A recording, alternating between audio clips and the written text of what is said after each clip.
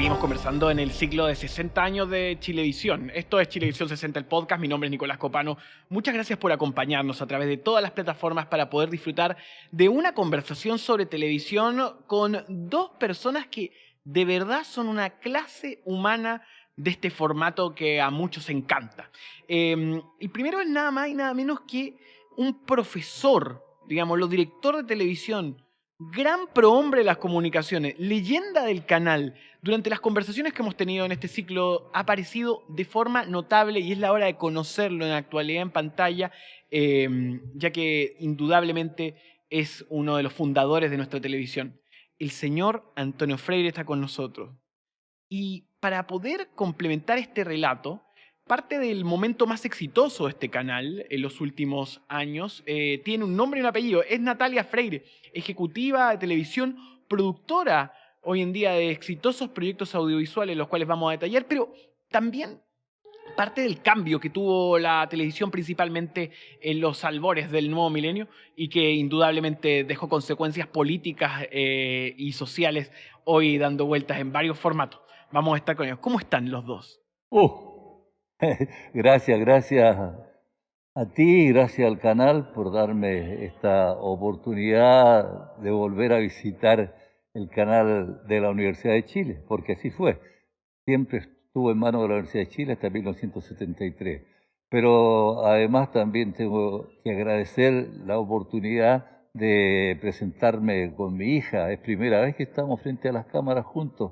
Así es que siempre hemos hablado mucho de televisión, pero primera vez que estamos hablando frente a la cámara ambos. ¿Es verdad eso, Natalia? Sí, primera vez. De hecho, es una de las razones por las cuales accedí. No solo porque te tengo gran cariño a ti y a la productora de este espacio, sino que porque además estaba junto a mi padre, que más que honore. Qué buena conversación. Oye, quiero partir en ese sentido conociéndote, Antonio. Sé que y todo el mundo conoce tu historia, pero es entretenido escucharlo de su propio protagonista. ¿Cómo llegó a este nuevo medio, esta nueva tecnología que era la televisión? Mira, esto debe haber empezado cuando estuve en Francia la primera vez en 1960. ¿Por qué? Porque ahí ya me empapé de esto, ¿no? Pero yo era alumno, hay que decirlo, para que estar, siempre uno peca de modesto. Dale. Yo era muy buen alumno de Raúl Aicardi en la Escuela de Periodismo. Entonces, él fue el fundador, el creador de la televisión del Canal 9 de la Universidad de Chile. Más arriba de él estuvo al comienzo Leopoldo Casteo, pero al poco tiempo, porque era departamento audiovisual, y el director del departamento de televisión era Raúl. Casteo se fue a un lado y quedó don Raúl a cargo de esto y empezó a seleccionar muchachos jóvenes de distintas áreas universitarias. Nadie sabía nada de esto, yo algo había visto en Francia en el año 1960, entonces ahí se funda el canal y yo llego como libretista, como asistente de él. Y en el año 61, 62, como libretista de Pato Bañado, y por eso esa amistad que nos une de tantos años, y él venía de la radio chilena, además con la Diana Sanz, que venía de la Escuela de Teatro. Y al decirte esto de la radio chilena Ujú. y de la Escuela de Teatro, ya tendría que empezar a perfilarte cómo fue, por qué se crearon estos canales universitarios y cuáles fueron sus contenidos de programación. Pero tú me preguntaste nada más que cómo llegué, ese fue el comienzo mío. Voy a esa segunda pregunta, pero antes tengo una primera. Cuéntame cómo era Raúl Aicardi.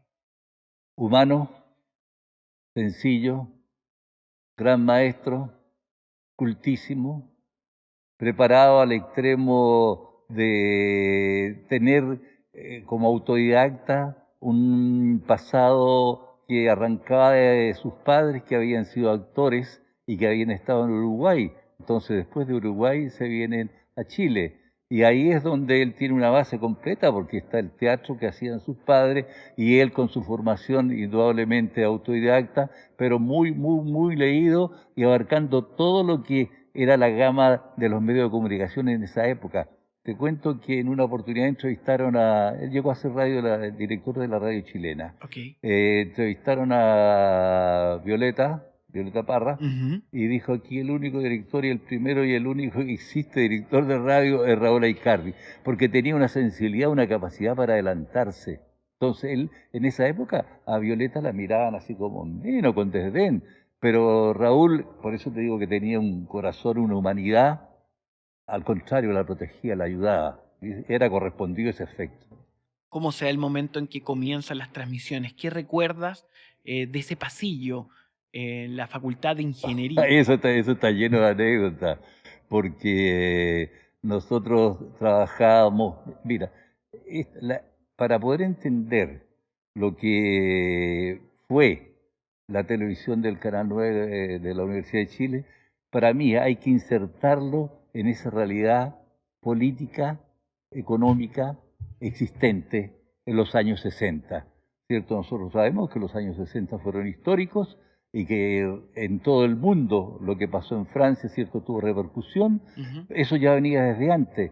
Entonces aquí es donde se produce una competencia muy grande porque las universidades, los rectores de las universidades, de repente autorizan que se creen los departamentos de experimentación en las escuelas electrónicas de ingeniería que tenían ellos.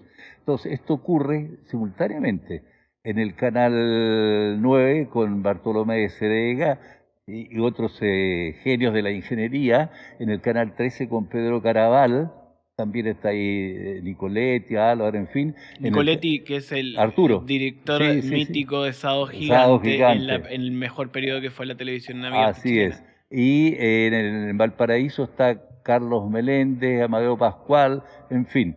Esos son los nombres porque la universidad se transforma, ¿cierto?, en una empresa que apoya toda esta iniciativa. Y eso ocurrió en 1959, ellos salen en el Canal 3 y el 9, tenían nuestros números, el 2, el 8, en esa época con el puerto, salen en el mes de agosto, Ujú. y nosotros salimos en noviembre de 1960. Llegó mucha gente a la Escuela de Ingeniería de la Universidad de Chile. ¿Qué hubo después de esa gran transmisión de 2 horas y media de duración, que recuerdo que fue largo más o menos? Mira, después de esa transmisión hubo un cóctel en el casino que tiene la Escuela de Ingeniería.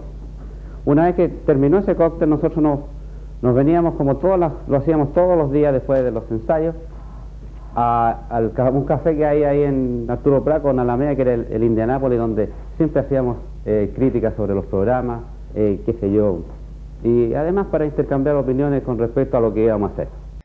La universidad, los partidos políticos, las empresas, en ese momento empiezan a darse cuenta que este medio es un medio que le permite a ellos controlar, tener un poder en sus manos, y empiezan a apoyar, porque estas eran ideas locas, le daban 2 o 3 chauchas a cada uno de los directores de los canales, apenas se sostenían, y el gran mérito de estos canales es que tenía un objetivo importante, que era la educación y que era la cultura. Después vendría la entretención, vendría la información, pero eso era lo más importante. Pero eso indudablemente necesitaba de dinero, y dinero que tenía que venir de auspiciadores. Quiero hacer Sí, un sí, apunte sí, sobre eso. sí. Acá Juan La Rivera contó una anécdota notable, que era que no podían hacer menciones publicitarias directamente, entonces tenían ceniceros con las marcas para poder mostrarlo en San Lunes Show, que fue uno de los programas que hiciste. Sí, claro, yo llegué a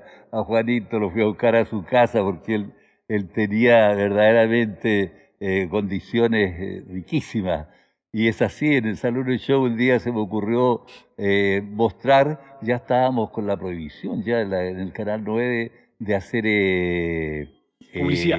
publicidad. Entonces, claro, el canal era tan pobre, que no siquiera teníamos cenicero. Todavía alguien regaló ahí en utilería, por ahí había un cenicero Cinzano, decía Cinzano. No, yo lo mostré porque además el personaje, el invitado, el cantante, fumaba. Ya. Uy, tuve que ir a dar cuenta a la Casa Central porque me siguieron un sumario por estar pasando publicidad sin estar autorizada para hacerse pasar publicidad. Bueno, eso corresponde, ¿cierto? Primero fue la etapa experimental, la etapa en que se empezó a hacer televisión noble en función de objetivos nobles como son la educación y como son la cultura, pero eso no se podía mantener. Entonces el Canal 9 insistía en esto con Raúl, y el Canal 13 mucho más avispado, además porque era privado. Nosotros, cierto, éramos estatal. Claro, la Universidad Católica de Chile, la Pontificia Claro. Universidad era una empresa, digámoslo. Empresa, entonces ellos podían rápidamente se dan cuenta, no, si no hay plata atrás, no suena. Entonces empiezan a trabajar con manera, digamos así, torcida, hacer publicidad. ¿Cómo? Le ponen a los programas de Olé, Continental, el noticiario Reportereso, siempre incorporando una marca. En el caso nuestro, como teníamos otros fines y la universidad era mucho más cuidadosa, ya estaba Eugenio González cuando se inauguró, fue con Gómez Milla, bueno, no era posible que nosotros hiciéramos eso. Y aquí es donde empieza a entrar la empresa, porque en 1963, 1964 se dictan reglamentos de la televisión universitaria para darle un carácter que no fuera solamente el Estado, y en el caso de la Universidad Católica, que anduviera detrás de buscar avisos. Entonces ahí se empieza a crear una cosa que se llama Universal, Televisión Universitaria Comercial, a la cual el canal nuestro no entra abiertamente. Ah, era como una especie de Anatel, organización de coordinación de políticas con respecto a la televisión. Aquí viene otra etapa que es muy sui generis, porque el Canal 13, como digo, era mucho más abierto, más despierto, y entendiendo que esto era muy caro hacer televisión, y es muy caro hacer televisión, entonces ellos crean Protel, que es una empresa que a ellos les trae las películas, que a ellos se les consigue los avisos. O sea, Protab era la compañía que traía las series que se Exactamente. volvían como... Claro, y ganaba una comisión grande, tanto que su poder abarca después hasta el canal de Valparaíso. Entonces nosotros... Era el teléfono con las empresas extranjeras que tenían producción. Efectivamente, ahí destaca mucho Osvaldo Barcelato, que el marido de la Patti Mens, que es una de las personas que empieza a traer series. Él ya traía películas, pero empieza a traer series de televisión. Osvaldo Barcelato, que trabajó en la Paramount y Exactamente. que hoy es uno de los fundadores de Doblaje Internacional. Eso es. Bueno, ahí ves, aquí empiezan los problemas, porque el 63, 64, con nosotros, nosotros ya, Aicardi se va en abril, mayo del 63, a mí me toca dirigir el último programa de la etapa de Raúl, que es la llegada o visita de Joao Goulart. Entonces colocamos cámaras, el gobierno le hizo una gran comida. ¿Quién era Joao Goulart? Joao Goulart era el presidente de Brasil, el líder. Mira. Entonces viene a Chile y ahí tengo que confesar que fue muy criticado, porque estaba de moda en esa época una película que se llamaba Perro Mundo, que mostraba en forma cruda todo lo que había en los espectáculos del mundo. Mondo Cane. Sí, Mondo Cane. Entonces... Pasolini, si no me equivoco, no es Pasolini. No, pero no me acuerdo, termina en Giacobetti, algo así, pero no era Pasolini. Era un italiano. Sí, Pasolini era más profundo, más serio. Esto era más escandaloso, como farandulero actual, pero lo importante es que yo pongo las cámaras y las pongo, el presidente Alessandri no era amigo de la televisión, al contrario, era enemigo, no quería que llegara a la televisión, porque la televisión comercial, que se pasara aviso, porque sabía producir, tenía toda la razón, el efecto de demostración. O sea, la gente si veía frigider, si veía auto, iba a empezar a exigir, a pedir. Yo quiero tener en la casa también un frigider, ¿cierto? Quiero tener una lavadora. Entonces, a todo eso se oponía criteriosamente Alessandri. Bueno, yo cuando viene Joao Goulart y me toca a mí también tirar la moneda, arriba en un balconcito estaba tocando el piano elegantemente de Roberto Inglés, y abajo todos los diplomáticos, el cuerpo diplomático, 200 personas, un banquete, en fin, y yo con las cámaras escondidas entre las cortinas, porque ni siquiera se pedía permiso. Entonces empiezo al final a mostrar cómo se expresaban los diplomáticos, igual los políticos que estaban ahí presentes, porque era verdaderamente un perro mundo. Los tipos juntaban el trago, tenían vino tinto con vino blanco y tomaban, de repente pasaba una torta y la señora del diplomático le metía el dedo. O sea, exhibiste lo más puro de la sociedad diplomática. En el Clarín me hicieron pedazo. ¿En serio? Me hicieron pedazo, ¿Y te que pegaron era en Clarín? Perromundo. Claro, era Perromundo. Pero yo tenía un sentido de que había que retratar esa realidad porque nosotros vivimos. Después me tocó a mí con el tiempo ser diplomático, ¿no? O sea, te tocó de alguna manera ser un pionero de los reality shows. Claro, Pusiste cámaras escondidas, los mostraste sin que se vieran y era la realidad. Así que eso fue, pero ahí el Mercurio empieza a nosotros a tratarnos como comunistas, como socialistas, porque el canal nuestro indudablemente sale de las manos de Icardi, que aquí viene las luchas políticas, que era demócrata cristiano, de Serega, claro. El director también era demócrata cristiano. La Católica indudablemente que eran demócratas cristianos de derecha, igual. En Valparaíso ocurría, para Valparaíso siempre lo tuvieron un poquito limitado o de frentón limitado. Pero en Mercurio, cuando se presenta este reglamento, el 63-64, nos tilda a nosotros de comunistas. Entonces nos llegan avisos al Canal 9 y cuesta mucho mantener el canal. Pero Vamos por orden cronológico hasta llegar, porque quiero dedicarle un bloque especial a Canal 9 en el 73. Pero bueno, quiero que me vayas contando un poco lo que recuerdas de Cuadros, pasar por Sábado en el 9, etc. No puedo, cuando tú me preguntaste por Icardi, yo debí inmediatamente haberme referido a cuando hablaba de los fines, de los objetivos, de los contenidos, el afán que tenía él por hacer televisión con identidad, cuidando la identidad nacional. Y en este momento en que nosotros tenemos como constante político todo el problema, ¿cierto?, de los pueblos originarios, esencialmente de los mapuches, fíjate que yo traje este libro. ¿Qué escribiste? Sí, este libro Gramática Televisiva lo escribí en 1966. Es el primer libro sobre televisión escrito en Chile. Que se hace en Chile.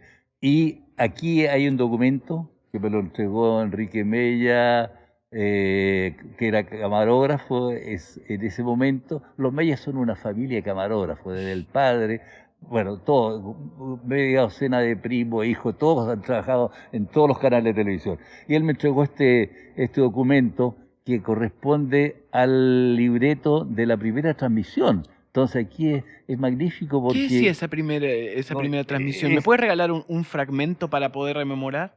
Por supuesto. Mira, aquí, como te digo, lo importante era la identidad nacional. Entonces, don Raúl todo lo traía a lo chileno. Por ejemplo, si había que terminar esto con un teleteatro que se llama El Chauto, que es de un escritor de Concepción. Si había que presentar un crítico de arte, es Enrique Bello, que era uno de los más connotados, que está él haciendo una crítica de la película Rembrandt. Si había que hacer folclore, lo importante era que fuera folclore chileno. Y aquí es donde está lo importante, lo señero, que Margot Loyola entrevista a y muestra a dos artistas mapuche. Estamos hablando de 1960. Ya se entendía, Raúl entendía que había que darle al pueblo mapuche cámara. ¿Por qué? Porque indudablemente cuando las universidades deciden armar todas estas peleas entre ellos, es porque descubren los rectores y los aparatos, los departamentos de televisión, descubren que hay un poder inmenso en la televisión, ¿cierto? Y que con este poder es posible cambiar la sociedad. Y es por eso que pelean las universidades, pelea el Estado, ¿cierto?, cuando se transforma en Canal 7, y cuando crea el Canal 7, y pelean las empresas por dominar la televisión. Entonces, toda esa cosa identitaria está en este primer libreto, hasta terminar con ballet de la Universidad de Chile, porque en el fondo se creería siempre ocupar todos los estamentos de la universidad. Ese era el objetivo, que se hiciese difusión de las facultades universitarias. Entonces, esto es muy importante porque se va perdiendo. Cuando se comercializa la televisión, empieza ya a trabajarse en algo que...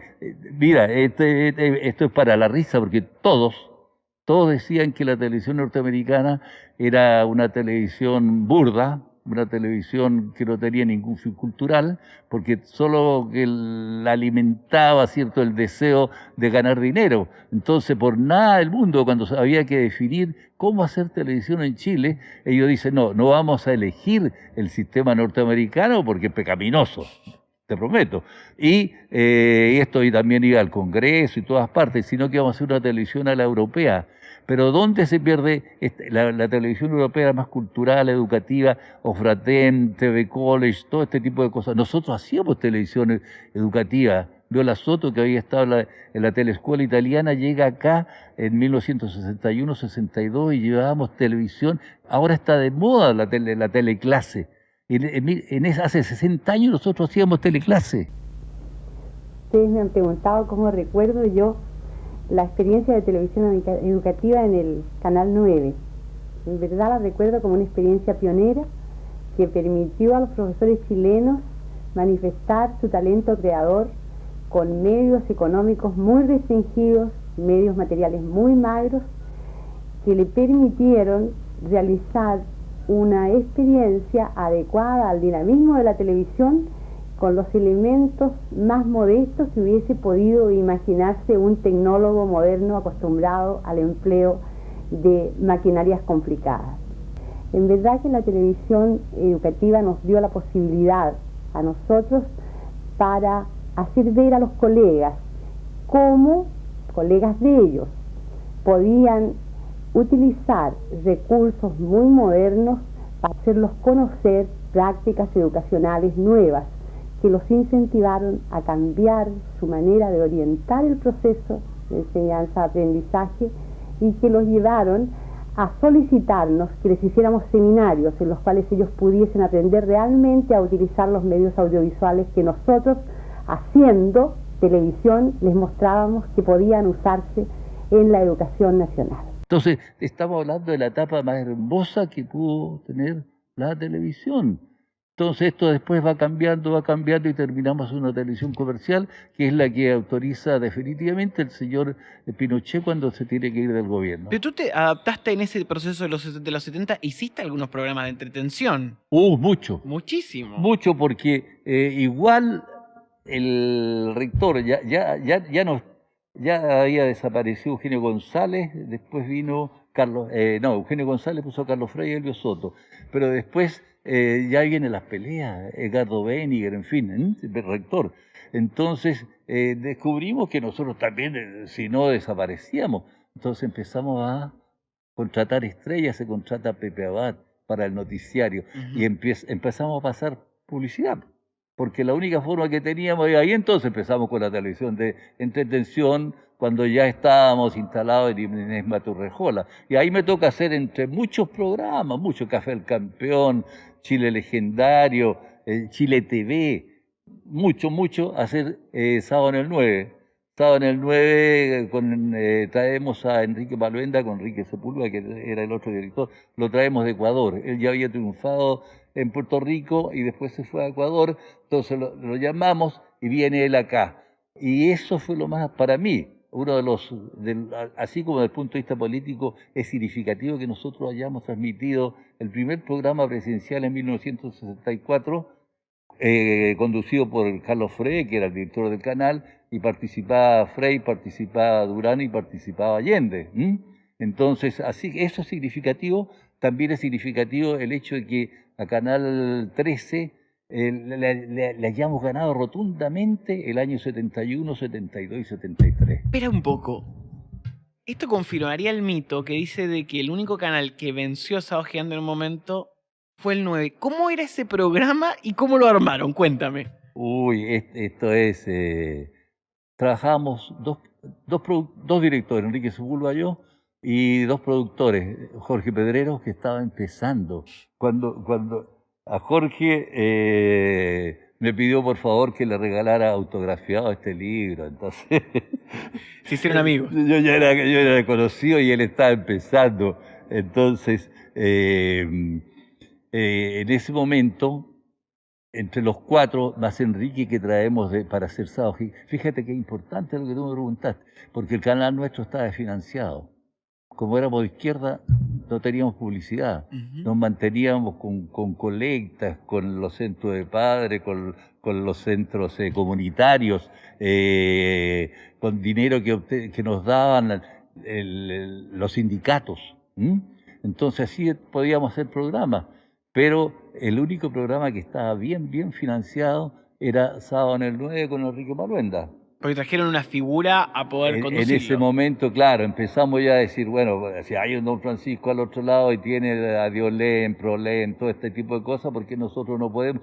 Teníamos dos publicistas muy hábiles, Willy Miranda y Hugo Ortega, con un pasado radial, en fin. Entonces ellos empezaron a traernos clientes, y el programa empezó a subir, y llegó un momento, y esta es la verdad, le ganamos lejos a Don Francisco. Seguramente cada uno tiene su versión, y él debería ser bien correcto, Mario, porque a mí sí que me lo reconoce.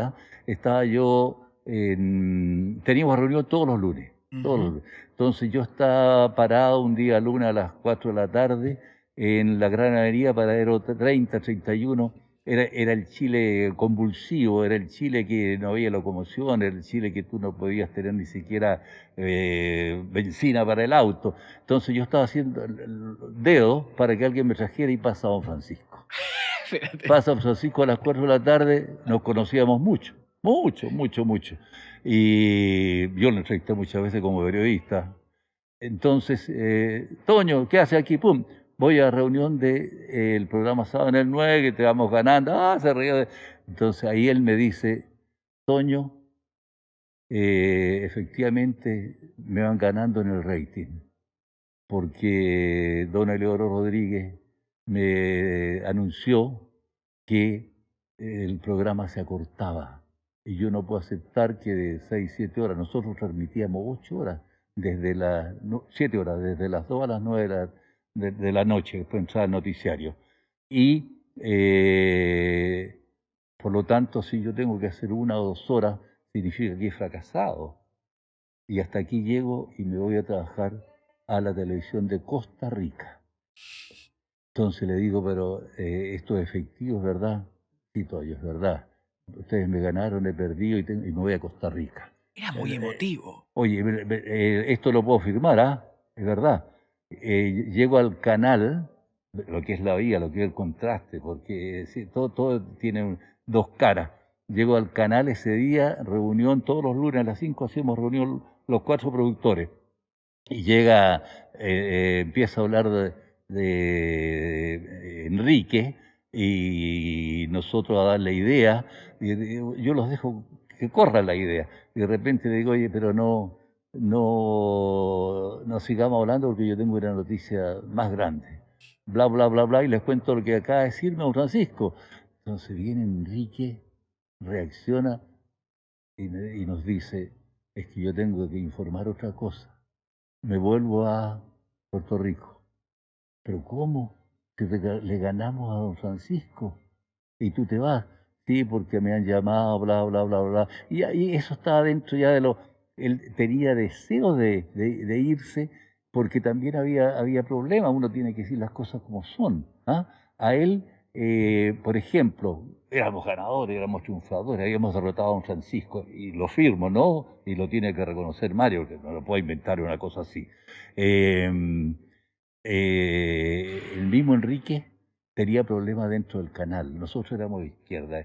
Estaba en ese momento Carlos Sánchez, estaba Ortega, y indudablemente las ideas políticas eran absolutamente distintas, socializantes. Y no se temía que alguien destacara así como un fenómeno de personalidad. Entonces me llaman y me dicen, Toño, bájale el perfil a Enrique, porque Enrique tiene una personalidad tan exuberante, tan fuerte, que está haciendo un culto de su personalidad. Y eso va contra los principios, ciertos socialistas, marxistas y todo este tipo de cosas. Así que bájale el perfil. Oye, es que quiero hacer un apunte sobre esa época, que es que incluso también don Francisco sufrió de eso. Allende no era simpatizante de los programas de entretenimiento omnibus, digamos, lo que estaban basados en esa lógica de el líder que te entretiene durante una cantidad de horas. que era bastante contrario a las Claro. ideas socialistas. Así es. digámoslo. En Vaz, Allende es uno de los primeros que a Elvio le dice, mira, tenemos a Elvio Soto, tenemos que, socialistas, igual que él y Carlos Frey, tomar el control de la televisión a través de ley, porque no había ley. Nosotros funcionábamos y la televisión chilena funcionaba solamente por un reglamento que había escrito, decretado el presidente Carlos Ibáñez en octubre del año 58 antes de irse. Claro. Porque esa es otra cosa curiosa. Entonces, funcionamos de esa manera. Y Allende dice, no, si nosotros queremos hacer educación, si queremos cambiar la sociedad, no puede caer esto en manos de comerciales. Por eso no le gustaban estos tipos Omni y todo este tipo de programas. Pero eso es fíjate que, ¿por qué le ganábamos nosotros a don Francisco? ¿Por cómo era el programa? Cuéntame un poco. Te digo, además éramos gobierno, entonces hacíamos mucho móvil.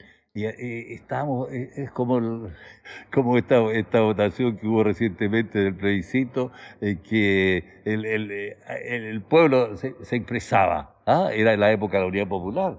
Estábamos viviendo. Nosotros nos vivimos en dos, ¿te acuerdas? El 6 y el 9. Bueno, yo me quedé en la toma, ya. Ok, y nos quedamos en la toma. Muy poco, se vivió en dos exactamente el canal.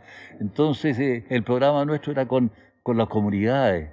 Con la abuelita, Enrique tenía una facilidad para llegar a la abuelita, el club de la abuelita, y hacíamos distintos programas folclóricos, colago, en fin, a mí yo me tocaba animar a espacio, algo que tenía que ver con los ovnis, en fin, aparte de dirigir. Bueno, y teníamos facilidades para llegar mucho a las poblaciones, trabajábamos con las fábricas, podíamos entrar donde quisiéramos. Fíjate que esta anécdota es muy buena. Nunca ningún canal de televisión, y yo creo que en el mundo, ha entrado cámaras de televisión a la penitenciaría, o sea, a un centro penitenciario, a una cárcel. Bueno, pues nosotros, como éramos gobierno, podíamos hacerlo. Y hemos hecho una transmisión desde la penitenciaría un día sábado en vivo y en directo. Si teníamos mucha fuerza. Por eso don Francisco no nos llegaba. ¿Y por qué la gente lo veía? Tú sabes que en ese momento, en la penitenciaría, había nada menos que 4 estafadores, maleantes, gánster argentinos, el Loco Pepe, Escarpizo, Montalvini. Y a mí se me ocurre que en este juego de la silleta musical participaran todos ellos. Y el que ganaba, imagínate, era un impacto mundial. Televisión de los 70, Claro. metiste la silla musical con estafadores en la penitenciaría en vivo. Oye, eso yo no lo sabía, papá. Sí, Eso yo no lo sabía. Oye, y con el premio era un televisor. Esto es histórico. A los presos le regalabas un Un televisor. televisor, claro, el que ganara. Entonces, antes habíamos hecho desfile de BD, de esto, otro, Argentina, chilena, músico, show, todo. Pero el premio era ¿no? Y se lo ganó Montalvini, tenía una pinta de galán italiano, el apellido lo dice, y le entregamos el televisor y se lo entrega una modelo. Se pierde Montalvini, se pierde la modelo, y de repente alguien dice, bueno, llamemos a la modelo para que haga otro número. Era una vedeta. Entonces, parece que está en su cárcel. Está con Montalvini. Así que ganó 2 premios. Ganó la vedeta y ganó. En su calabozo estaba ahí. Y ahí no habían cámaras, ¿no? Ahí sí que no había No cámaras. metiste. Pero eso tiene un correlato, porque ganamos lejos en los ratings, en fin. Imagínate con ese espectáculo que no se ha dado en el mundo, Era ¿no? una locura en vivo. Claro, no se ha dado en el mundo. Entonces, a los 2 o 3 días sale en el diario que se está haciendo una investigación en la penitenciaría porque habían tratado de escaparse Carpinoso y el Loco Pepe. ¿Y cómo lo habían hecho? Esto los sorprendieron. Sencillamente al Canal 9, a nosotros, nos habían robado un cable coaxial de 30 metros y eso lo estaban usando para descolgarse de las murallas.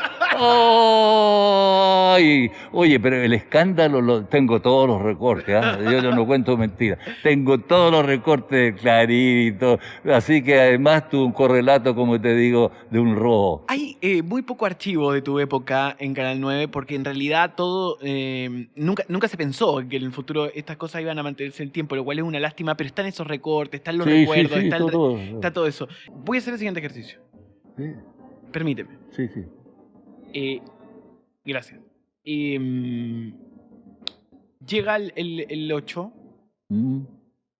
cae el golpe. ¿Dónde los encuentra?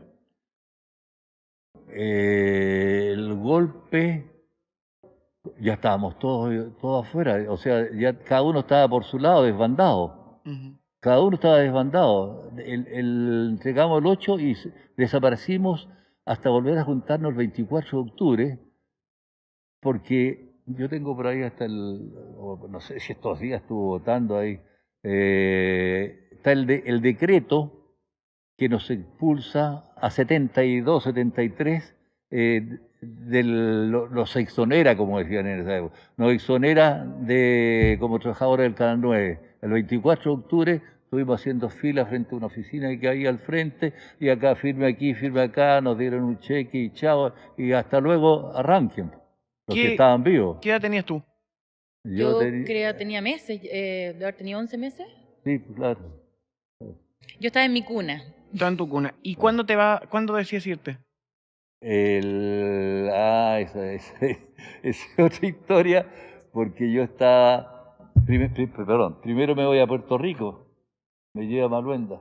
Ah, Maluenda te llama de vuelta. Claro. Espérate, esto cae el golpe, te pagan el cheque y ¿qué pasó? Claro. Te exoneran del canal. Uy, cesante al otro día, pues ya nunca más trabajé. El 12 me mantenía a Patti.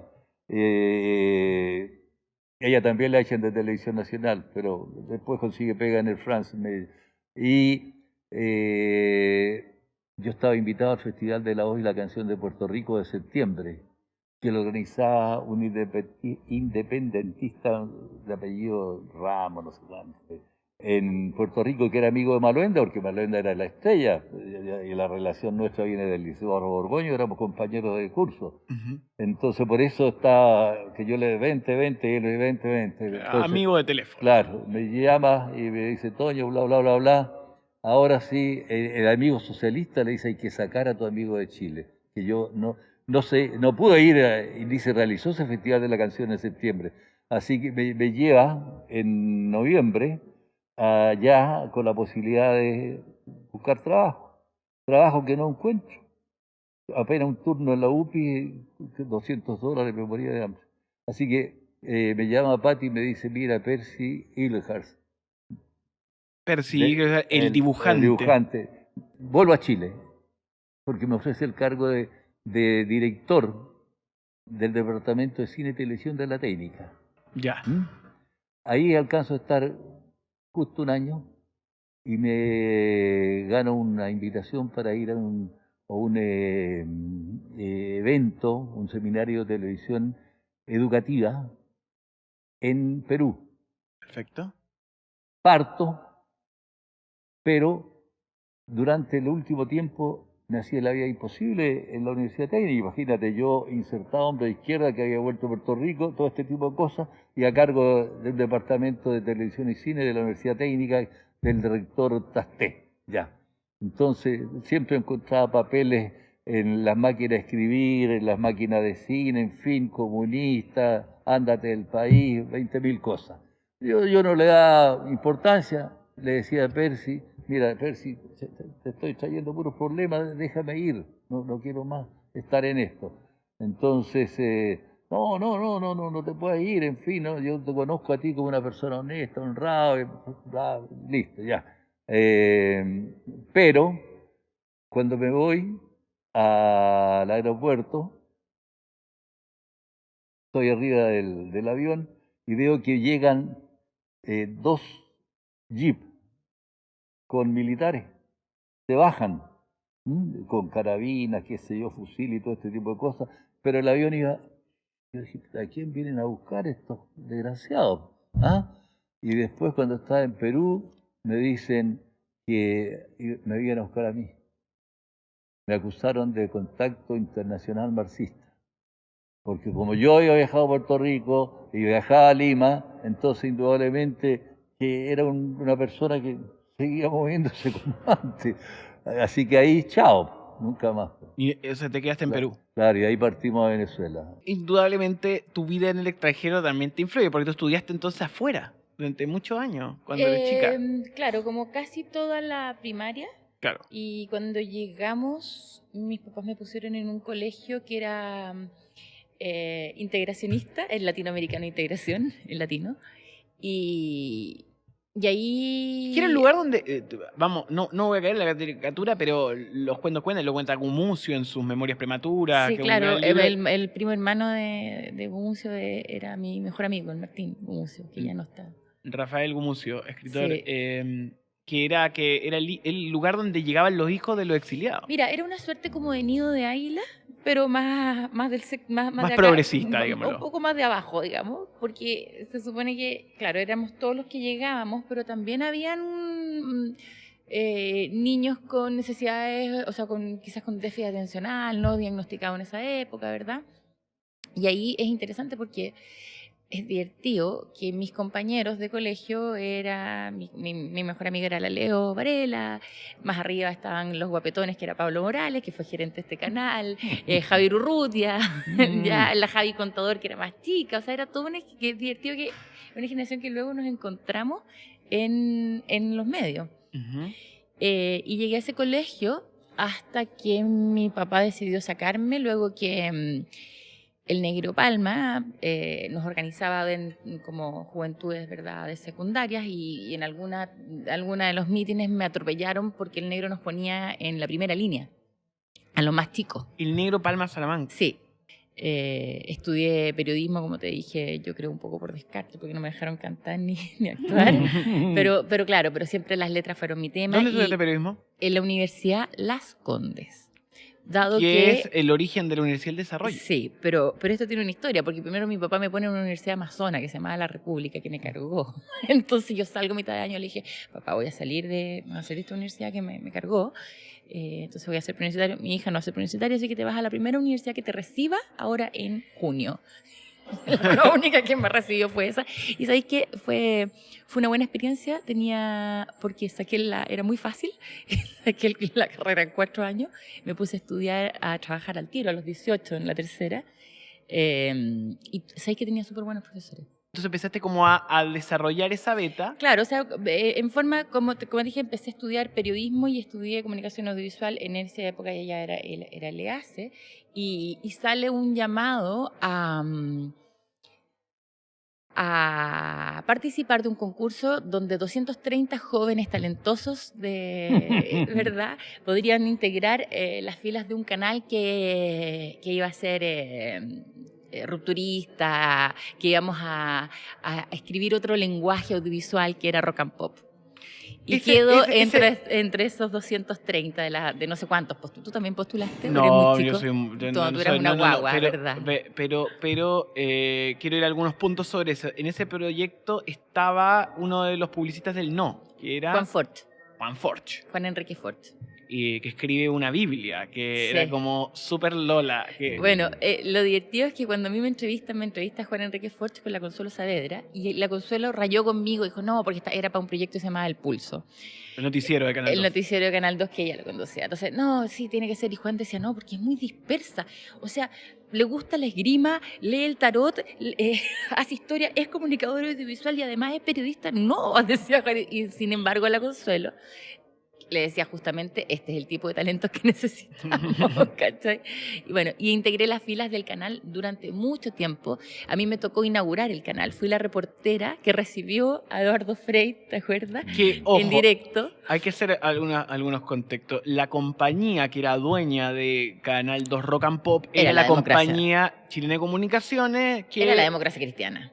que hasta el día de hoy tiene en su directorio a personeros connotados de la Sí. democracia cristiana. Entonces era como la versión, era como joven, pero además no lo sabían controlar. De ahí a que Y además que no teníamos en ese minuto, yo no tenía la noción del peso del partido frente a Rock and Pop, hasta que yo era reportera y era muy reportera. O sea, yo, Ya. por ejemplo, no sé, cuando se promulga la ley de gases en Santiago, yo iba con una cámara, con una máscara en esa época. O sea, hoy día veía una máscara, pero me entraba la moneda con la máscara de gas. Entonces, en algún minuto me metí con algunas de los financiamientos de las campañas de los diputados de C. O sea, hacías periodismo ecológico que ganó el premio que a tu papá le Sí. enorgullecía. Exacto. A propósito de este tipo de piezas. Exacto, entonces me doy cuenta de repente, bueno, que estos diputados de C que estaban tan en buena onda con Gasandes en realidad y que después, de algún minuto se resolvían los conflictos entre Gasandes y las Astorgas y los diputados y decían, bueno, ¿quién les financia?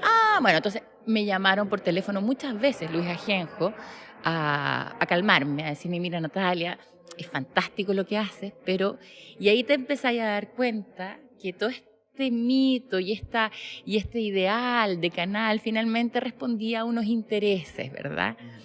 Era un proyecto, digamos. Era un proyecto bonito, simpático, que además nunca se sostuvo, fue una pérdida importante de plata. Tampoco era tan buen canal. Yo encuentro que... Tú eres crítica de eso. Sí, yo creo que me quedo con un par de iniciativas que hasta el día de hoy dejaron ciertas huellas, pero eran chambonadas. O sea, imagínate que nosotros aprendimos a editar las notas en los Habits y nos demorábamos 12 horas en hacer una nota de 1 minuto. Realmente éramos como, te pasan un canal de televisión. Eso era lo choro. O sea, sí me quedo con Plan Z, con todo lo que... Y literalmente se los pasaron. Así. O sea, nos pasaban cámaras, ponte tú. Yo tenía que ir a reportear con Jayocho las conferencias de prensa. Y hay una anécdota que fue Teo Condoro durante mucho rato, que un día llegó después de un carrete así como a la UDI y se me cae un micrófono de esa época que tenía unas plataformas así como súper pesadas arriba de la cabeza de Alaman. Entonces, ¿En serio? te lo juro, casi que lo dejo con texto cerrado. Eso fue un sábado en la mañana. Bueno, ese tipo de cosas pasaban, o sea, cero, no hubo tampoco una gran iniciación hacia, era como, tomen, hagan este canal, fue interesante. De ahí también surge también un espíritu más bien de hacer cosas distintas. Creo que todas esas 200 personas que estuvimos ahí, luego en nuestros quehaceres nos atrevimos a hacer y a decir cosas distintas. Fue una tremenda escuela y fue algo que de alguna manera yo tomé a la hora de encabezar Bro Eyes, que fue la productora que hizo SQP, Enemiga, Gente como tú y otros programas para otro canal. Quiero dar un poco de contexto. Brodais en realidad originalmente es Bodais, que era Sí. Boloco, Danús y Felipe Izquierdo, que se plantean hacer una productora. Finalmente solamente queda el empresario eléctrico Rodrigo Danús, Exacto. que tenía una vocación por el poder y el espectáculo muy interesante. Él, él era hermano de Juan Pablo Boloco, o sea, era amigo del hermano de la Cecilia Boloco, Juan Pablo Boloco, y Juan Pablo los presenta para que le maneje la carrera a la Cecilia. Él ya había hecho su negocio importante con las eléctricas. Y hay un detalle, ahí inauguran un portal, uno de los primeros portales en América Latina, digitales, tecnológicos, vinculados a un grupo específico que era isomos.com. Exacto. Muy bien, muy bien. Y bueno, y él empieza a recorrer varios países con la Cecilia cuando estaba haciendo La Noche de Cecilia. Es la mejor negociación que ha hecho Cecilia Boloco porque él le consigue una cantidad de plata increíble. Creo que en esos años eran 27 millones de pesos mensuales, más algunas costes por auspicios, qué sé yo. Y en uno de esos viajes conoce los programas de farándula de Argentina. Empieza a mirar la tele Empieza argentina. a mirar la tele argentina y arma este programa julio del 2001, por ahí. Que hay que decir que también está en parte de un contexto de necesidades económicas del canal, que descubre la producción externa una forma de entregar más contenido durante más horas. O sea, es una de las primeras productoras de no ficción de programas diarios. Hasta el momento los canales operaban con sus propias unidades de producción. Exacto, además Rodrigo llega con 2 marcas, o sea, ya con el programa financiado, ¿ya? Y en adelante... Este de Jürgen Frus. No, antes de eso, CMPC, porque además tenía muchos contactos. Tenía teléfono, sí. Tenía teléfono, entonces claro, llegó con 2 marcas que financiaban y algo quedaba para el canal. Entonces era una suerte de compra de espacio, pero quizás no tan expuesto, ¿verdad? Yo creo que fue era una compra de espacio en un momento de necesidad de la señal, pero además que estaba enmarcado en esta fantasía que había visto en Argentina, Claro. de tener una productora como en Argentina funciona, que es que los conductores, los más populares de la televisión, a diferencia del mercado local, que otra rareza, además de lo que decía Antonio, de que acá los canales son universitarios, en Argentina los fondos fueron extranjeros, hasta Exacto. ABC estuvo metido en Argentina, acá no llegaron, acá tuvieron a ProTab como concentración. Pasa de que en Argentina, claro, los conductores más populares son productores en sí mismos. Exacto. Y generan muchos productos. Pero él hace una apuesta súper interesante porque se levanta rostros de otros lados. Rostros más bien... En ese momento yo creo que reporteros donde segunda él le línea ve- conocido. Exacto. Reporteros donde hay un talento que uno puede avisorar cierto talento. Y arma este SQP y yo llego a los 6 meses cuando después de un festival de Viña tiene un problema con el equipo de producción y se le van todos y llega Carlos Beltrán y Pablo Venegas y armamos un tridente, Carlos Beltrán en la producción, Pablo Venegas en la dirección y yo en los contenidos y empezamos a armar este programa que para mi gusto, y siempre lo comparo un poco con lo que pasó con Rock and Pop, también fue un semillero, también... Yo pensaba, justamente preparándome para esta entrevista, tienen que haber pasado unos 200 talentos por SQP.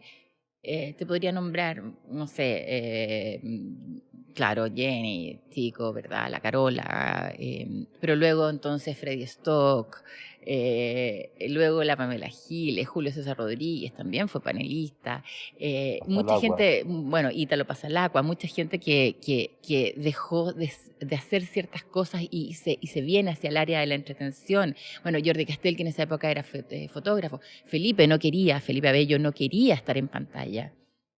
De alguna manera hubo una presión para que él estuviera en pantalla. Mira, bueno, la Francisca García Huidoro,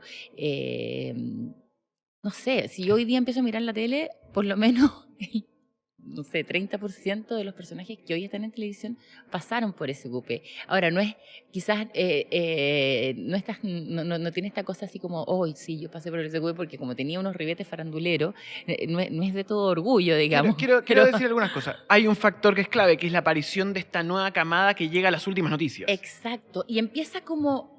Pero sabes que yo creo que parte con Cristian Farías, Freddy Stock, empezamos a hacer la tercera esto, ¿ya? Ujú. Y de ahí me llaman para hacer este programa llamado Primer Plano y yo empiezo como a reportear, normal, y de repente digo, oye, bueno, ¿por qué no vamos a entrevistar aquí? No, porque no vamos a entrevistar. ¿Y por qué no lo vamos a buscar a la radio? Como yo tenía como esta experiencia de haber sido reportera de noticias, a ver si tiene un programa de radio, de salir por el Oroyaña, no sé qué, y agarramos una cámara y fuimos, y yo te diría humildemente que esas fueron las primeras como idas como reporteadas hacia lo prensa en el área de espectáculos. Y luego viene el cumpleaños de disfraces de la Daniela Campos, que no esperaba nada, entonces yo me disfrazo de Gurka y me llevo como yo había hecho Jai 8, entonces, y Primer Plano de ser un magazine que era muy... Naive. Deciden hacerlo crecer, llevarlo a los viernes y me llama en ese minuto la Chincia Betancourt, que era la productora ejecutiva, con Cristian Rivera, con el director, y me dicen que queremos que sea editora periodística de este programa. Y yo había recibido una oferta de Televisión Nacional para irme al Día a Día. Una revista de gente que en ese momento era conducido por Ivette Vergara o ya estaba Rafael Aranea. Estaba saliendo Ivette y entrando Rafael Aranea. Están también con unas polémicas increíbles. Entonces me tocó siempre estar ahí como... Te tocó ver el escándalo en Primer Sí, Plano. y luego salgo, me voy al Día a Día y estando en el Día a Día me llaman para hacer ese cupé. Detalle, en Día a Día conoces a Felipe Abello. En Día a Día conozco a Felipe Abello, o sea, conozco a un tipo de concepción desasiado. No puedo decir eso. Que llegaba todos los días y lo retaban las productoras porque no llegaba muy bien peinado, entonces lo mandaban a reportear y hacer reporteo duro y llegaba con una bizarrada impresionante. Ustedes va a tener 48 horas de fama. ¿Quién quiere? ¿Cuál de ustedes? 48 horas de fama. el pequeñín de ahí. ¿Alguno de ustedes quiere vivir 48 horas de fama? Uno de estos patitos va a salir del anonimato. ¿Están listos? Porque aquí comienzan sus 48 horas de fama. ¿Dónde está Paulina? Hola Krishna, exactamente, lo estamos pasando súper bien con estos abuelitos. Mira tú cómo están ellos, están súper contentos. Esta es una actividad que ha organizado la municipalidad para celebrar el cumpleaños de todos los abuelitos de los clubes. En medio de violentas manifestaciones se dio inicio en el puerto italiano de Génova. Comprarse una nueva casa y, por supuesto, ayudar a su equipo de fútbol. Besos en televisión. ¿Qué opina de los besos que aparece la gente dándose en televisión ahora? Lo más horrendo, lo más inmoral, lo más sucio. Lo hallo feo eso porque yo no voy a ir a darle un beso a cualquier persona que no la conozca. ¿Me daría un besito a mí? ¿Por qué no? Como un nieto, no. ¿En la boca? Como un nieto, sí, en la frente, en la mejilla. ¿Usted a mí me daría un beso? No.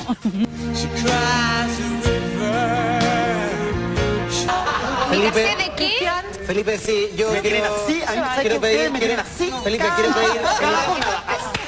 Felipe, quiero pedir. Pero que yo no tengo canal donde ir. Felipe, quiero que todo el verano acá. No, así que ahora. Felipe, por favor, chiquillo. ¡Sáquenme de acá!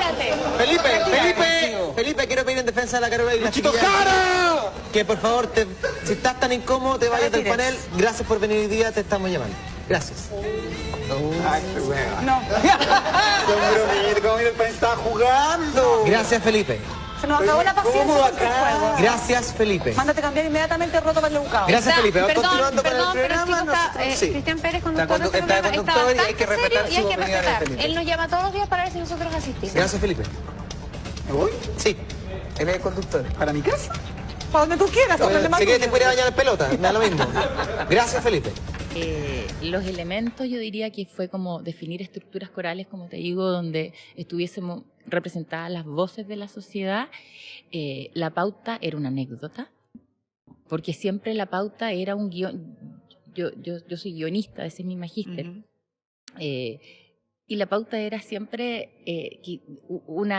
un hilo conductor que te iba a conducir finalmente a otra cosa. O sea, si partíamos hablando de las fotos de Cecilia Boloco, finalmente íbamos a terminar haciendo un show con Felipe, y ya si estaba en esa época, ya cuando, en la eclosión, que fue Pamela Giles, Pamela Díaz, Felipe Abello, ya sabíamos todos los días que el programa no tenía, el núcleo central del programa no era la noticia de farándula, sino finalmente a dónde íbamos a llegar. Produjiste un programa que se llama Enemigas. Ah, que tiene un hito. Sí, tiene un hito maravilloso. ¿Cuál es el hito? La primera vez que este canal marcó 30 puntos de rating. Yo no sé si en esa época cuánto marcaste ganándole a Maluenda, sí. digo a don Francisco. Sí. Uno se llevaba en cuadernos. Bueno, esto fue la primera vez que este canal marcó 30 puntos de rating. Me acuerdo que estaba La Granja VIP y había otro programa de televisión nacional que tampoco tiene que haber sido tan malo porque los ratings eran buenos en esa época. Y estaban dando en este canal una teleserie que se llamaba Chica da Silva, que le estaba yendo súper bien, estaba marcando como 18 puntos. Y tenemos que salir al aire con el primer capítulo, y yo veía que todas las mujeres de Chile morían por el comendador. Entonces le digo al productor periodístico de ese programa, Mauricio Weitzel, le digo, mira, tráete al comendador. Él después cuenta que no sabía quién era el comendador, pero había recibido una orden mío, y me encuentro un gallo, así como en una página de porno gay. Encuentra al comendador, lo llama, lo trae en bus desde Brasil y me lo instala, y marcamos 30 puntos de rating. Y ahí yo creo que me consagré. Yo creo que esa fue como y justo venía como el cambio de administración, no me acuerdo de qué etapa eran de los venezolanos no me acuerdo a quién entraba, digamos, pero entraba Jaime y Pablo, entonces ahí consideraron era la búsqueda del comprador. Era la búsqueda, exacto. Comprándolo. Exacto, verdad, estaban en la época de la búsqueda. Entonces, yo creo que ahí me consagré, con esos 30 puntos de rey y el comendador, que era una estrella porno. Sombras y luces, ideas y amor es lo que nos han regalado en esta conversación. Les quiero agradecer mucho de corazón que hayan venido a esta celebración de Chilevisión 60. Gracias a ti, gracias al canal. Gracias a ti, Nico. Muchas gracias.